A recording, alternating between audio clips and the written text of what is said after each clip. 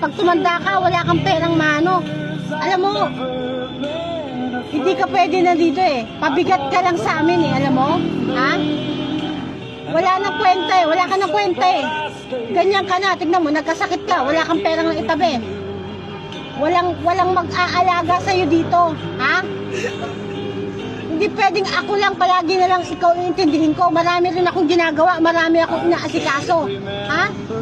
Bakit? Di ba pinag-aaral ko naman yung anak? Oo, ayun na nga eh. Hindi ka nag-iisip eh, ha? Wala kang isip.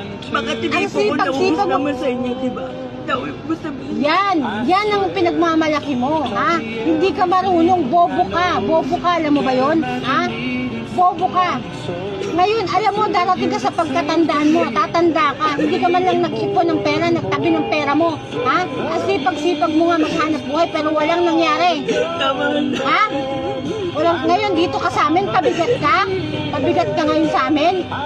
Nako, hindi po pwede yan. Walang mag-aalaga sa'yo dito.